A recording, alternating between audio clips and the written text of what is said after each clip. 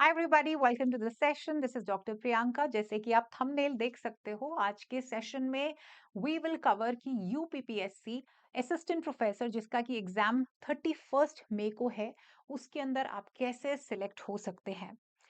First of all, इस exam के अंदर जो यूजीसी नेट का सिलेबस है मोस्ट सब्जेक्ट्स का सेम एज इट इज है। जितने भी पेपर टू सब्जेक्ट्स हैं related with UPPSC, almost 99% syllabus is the same. Just that कुछ एक्स्ट्रा टॉपिक्स जो है वो डाले गए हैं। जैसे एजुकेशन के अंदर अगर आप देखें, एनसीटी 2014 रेगुलेशंस एटसेट्रा, एनईपी 2020 जो एग्जैक्टली हमारे नेट के सिलेबस में नहीं है, तो कुछ टॉपिक्स एक्स्ट्रा है और पैटर्न डिफरेंट है। तो आज के सेशन में I am going to tell you the sure short strategy. क्योंकि ये एग्जाम बिल्कुल सिंपल एग्जाम नहीं है कि जैसे यूजीसी नेट का आपने एग्जाम दिया, एक बार ही बैठे और आपका जीआरएफ हो गया या नेट हो गया। इसमें आपको डायरेक्ट जॉब मिलती है, तो प्रोसेस इसका थोड़ा सा टफ है। लेकिन एक positive point, if you preparing for UGC net, अगर आप यूजीसी नेट की तैयारी हमारे साथ कर रहे हैं काफी टाइम से, तो आपके लिए जो ये परीक्षा है वो बहुत हद तक आसान होने वाली है। तो सबसे पहले तो मैं आपसे डिस्कस करती हूँ कि जो एग्जामिनेशन की जो स्कीम है वो 3 लेवल के ऊपर है। सबसे पहली है प्रीलिमिनरी, जिसको कि हम क्वालिफायर बोलते हैं। जब आप ये क्वालिफाई करते हैं तब आपको मेंस में बिठाया जाता है, और हम होप कर रहे हैं कि सितंबर के अंदर मेंस का एग्जाम जो है होगा। और तीसरे स्टेप के ऊपर होती है इंटरव्यू। ठीक है, प्रीलिमिनरी एग्जाम जो कि आपका हो रहा है 31 मई को। हर सब्जेक्ट के अंदर इसके अंदर कितनी वैकेंसीज हैं, इसलिए पुट योर बेस्ट, क्योंकि अगर आप इसको क्लियर करते हैं आपकी पूरी लाइफ बन जाएगी। ठीक है, आपको बहुत अच्छी जॉब मिल जाएगी, सरकारी जॉब जैसे आप चाहते हैं। तो बस मान के चलिए कि ये जो अभी का 1.5 महीना और इसके बाद का जो महीना होने वाला है, प्रीलिम्स के बाद का जो टाइम होगा, वो बहुत ज्यादा इंपॉर्टेंट करेगा, वो गेम चेंजर होगा। कैसे, वो मैं आपको आगे बताती हूँ। तो एक बार रिवाइज कर लेते हैं। क्वेश्चन पेपर ऑब्जेक्टिव टाइप है, एमसीक्यूज होंगे। एक पेपर होगा, 120 क्वेश्चंस आपसे पूछे जाएंगे। जो 30 क्वेश्चंस है ना, वो जनरल स्टडीज से होंगे। ठीक है, जैसे बेसिक इंडियन पॉलिटी हो गया, देन जियो पॉलिटिक्स आजकल बहुत ज्यादा ट्रेंड के अंदर चल रहा है, ज्योग्राफी हो गई, थोड़े बहुत डीआई मैथ के क्वेश्चन हो गए। अभी क्या जो चल रही है नॉलेज, जिसको हम कहते हैं general science, general knowledge, Indian history के बारे में क्वेश्चंस होंगे। लेकिन ये सिर्फ 30 क्वेश्चंस हैं। और अगर आपको बुक रेफर करनी है तो एनसीईटी की बुक, जो कि हमारे आईटेप कोर्सेज की किताब है, उसके अंदर इसको बहुत अच्छे से कवर किया गया है। आप मेरी किताब देख सकते हैं, डॉक्टर प्रियंका शर्मा एनसीईटी। वो किसके लिए है? आईटेप कोर्सेज के लिए है। लेकिन उसके अंदर जो जनरल एप्टीट्यूड, उसमें दो सेक्शंस हैं, जनरल एप्टीट्यूड और टीचिंग एप्टीट्यूड।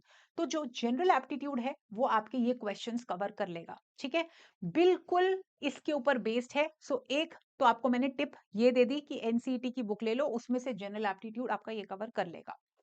90 क्वेश्चंस होंगे आपका जो सब्जेक्ट है। जैसे एजुकेशन वाले हैं एजुकेशन, ज्योग्राफी वाले ज्योग्राफी, मैथ वाले मैथमेटिक्स एटसेट्रा, जिनका भी जो भी सब्जेक्ट है 90 क्वेश्चंस होंगे। नेगेटिव मार्किंग होगी, हाँ जी, 1/3 मार्क जो है कटेगा अगर आपने गलत आंसर दिया। अब बहुत सारे स्टूडेंट्स ना ये सोच रहे हैं कि बस इसके अंदर 40% नंबर लाने हैं और हम मेंस में आ जाएंगे।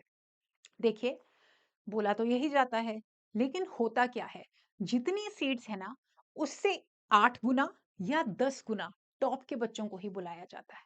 ठीक है, तो ये एक आई ओपनिंग होने वाली है, क्योंकि जनरली यही सोचा जा रहा है कि क्वालिफायर एग्जाम के अंदर जो सभी क्वालिफाई करते हैं वो मेंस में बैठते हैं।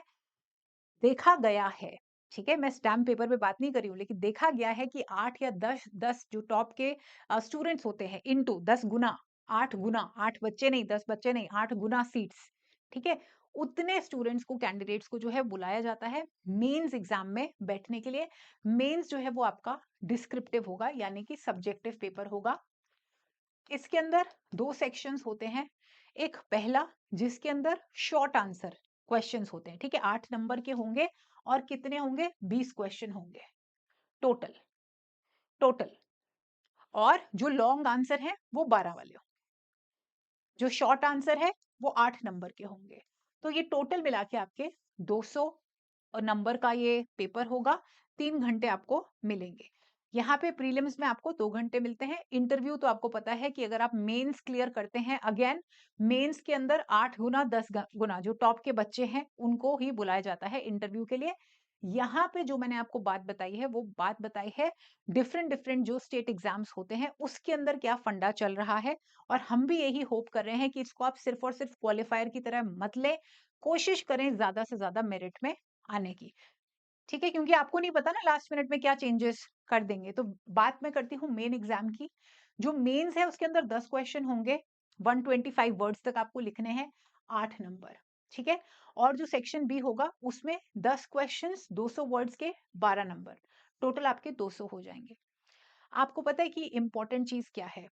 इंपॉर्टेंट चीज यहाँ पे मैं आपको 2 पॉइंट्स बताने वाली हूँ। एक ये, क्वालिफायर को क्वालिफायर की तरह मत लीजिए। उसका रीजन ये है, एक तो आपकी तैयारी बहुत बढ़िया हो जाएगी, ज्यादा से ज्यादा आप स्कोर करेंगे, और हमेशा एक अनसर्टेनिटी बनी रहती है। जैसे मैंने आपको रेफरेंस दिया दूसरे स्टेट सर्विस एग्जाम्स का, कि वहां पे टॉप के मेरिट के जो 8 गुना 10 गुना स्टूडेंट्स को बुलाया जाता है, कहीं पे 15 गुना बुलाया जाता है, कहीं पे 7 गुना बुलाया जाता है। तो कोशिश करिए कि क्वालिफायर को सिर्फ क्वालिफायर की तरह ना लेके मेरिट में जाइए। सबसे पहले तो ये फोकस करिए, कोशिश करिए कि आप टॉप स्कोर्स में आए, कोशिश करिए आप मेरिट स्कोर करो किसमें, प्रीलिम्स में, जिससे कि आपकी आगे के लिए भी तैयारी हो। बच्चे, जो रियल गेम चेंजर होगा ना, वो होगा आपका मेंस का exam. This is going to be the game changer exam, और इसकी जो प्रैक्टिस है, जैसे ही 31 को आपका पेपर होगा, आपका 1 जून से इसकी तैयारी हो जानी चाहिए। गेम चेंजर ये नहीं कि पहले प्रीलिम्स का रिजल्ट आ जाए और फिर हम तैयारी करेंगे, नहीं। आगे और भी एग्जाम्स आएंगे, वहां पे सब्जेक्टिव आंसर राइटिंग होगी, तो इसकी प्रैक्टिस आपको जरूर करनी है। ठीक है, तो mains is going to be the real game changer. इसके लिए आपने क्या करना है, जैसे एमएड हो गया है ना, या फिर आपका जो भी सब्जेक्ट है मास्टर्स, उनमें से यूनिवर्सिटी पेपर्स देखिए, जो फाइनल सेमेस्टर के होते हैं या मिड सेमेस्टर के होते हैं, उसमें से short questions, long answer questions जो है वो आते हैं।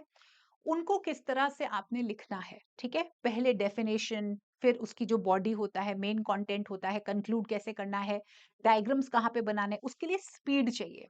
तो यहाँ पे मेंस के एग्जाम के अंदर आपको किसकी प्रैक्टिस करनी है, written practice, which is very important. Written practice is very important, क्योंकि जब आप लिखने बैठते हैं तो आपको एक्चुअली में पता चलता है, जब आप किताब बंद करते हैं, लेक्चर्स नहीं देखते हैं, अगर आप उस कॉन्सेप्ट के बारे में इजीली लिख पा रहे हैं, it means you know the concept. अगर प्रॉब्लम आ रही है, इट मीन्स कि कोई प्रॉब्लम है, आपको कॉन्सेप्ट दोबारा पढ़ना है।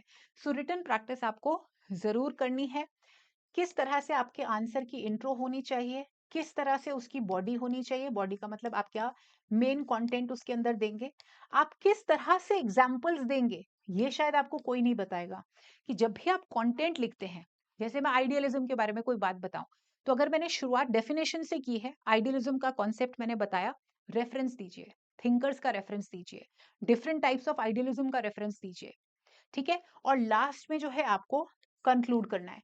और हो सकता है आपको बहुत जगह डायग्राम्स बनाने पड़े। फॉर एग्जाम्पल मैं आइडियलिज्म की बात कर रही हूँ, तो मैंने आइडियलिज्म लिखा और मैंने इसके टाइप्स को कुछ इस तरह से लिख दिया।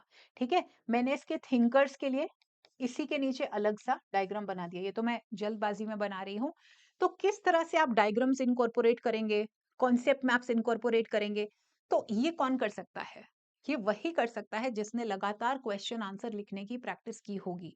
सो स्टूडेंट्स, आज के सेशन में मैंने आपको जो 2 इंपॉर्टेंट टिप्स दिए हैं, इंटरव्यू की तैयारी तो बाद में करेंगे, है ना। सबसे पहले तैयारी है, do your best. Good news ये है कि जो यूजीसी नेट की तैयारी कर रहे हैं, उनके लिए प्रीलिमिनरी एग्जाम क्रैक करना आसान है। जनरल एप्टीट्यूड के लिए मैंने आपको बुक भी बता दी है, कि आप वो जो आईटेप की जो किताब है, एनसीईटी की किताब मेरी ले सकते हैं, अगर आप लेना चाहें, नहीं तो आप खुद पढ़ सकते हैं, कोई प्रॉब्लम नहीं है। उन 30 क्वेश्चंस को आपको जरूर टारगेट करना है, क्योंकि बाकी के क्वेश्चंस तो आप कर ही लेंगे, है ना, कि आपके सब्जेक्ट डोमेन से हैं। लेकिन वो जो जनरल एप्टीट्यूड वाले क्वेश्चंस हैं, उनको भी आपको अटेम्प्ट करना है। पीवाईक्यूज की ज्यादा से ज्यादा प्रैक्टिस करिए, और आपने जैसे ही आप अपना एग्जाम देंगे, straight from the next day onwards आपने रिटन एग्जाम की प्रैक्टिस करनी है। ठीक है, सो ये आपको मैंने बताना था। इसके अलावा कोई भी आपका डाउट होगा, देखिए मैंने यहाँ पे स्क्रीनिंग ओनली लिखा है, लेकिन मैं आपको फिर भी कह रही हूँ मेरिट में आइए। ठीक है, तो इसके अलावा आपका कोई भी डाउट है इस एग्जाम को लेके, इसकी टेक्निक को लेके, आप मुझे कमेंट्स में बता सकते हैं, and I will be more than glad to answer all of them. Take care of yourself students, और हम बहुत ही जल्दी मिलते हैं नेक्स्ट सेशन में। साथ ही में हम जो भी कंटेंट पढ़ाते हैं, जैसे फॉर एग्जांपल मेरे जो सेशंस आते हैं मंडे, ट्यूसडे, वेडनेसडे, थर्सडे 5 बजे, तो उसका अगर आप कंटेंट या नोट्स लेना चाहते हैं, you can go to our website, या आप अपनी हमारी ऐप में जाएंगे और वहाँ पे आप फ्री बैचेस में जाएंगे। वहाँ पे आप एजुकेशन, जहाँ पे मेरा कंटेंट मिलता है, वहाँ पे मेरी क्लासेस होंगी, वहाँ से आप हमारे जो नोट्स है वो डाउनलोड कर सकते हो अपने लिए। Alright, take care of yourself, मिलते हैं नेक्स्ट सेशन में। Till then, all the best.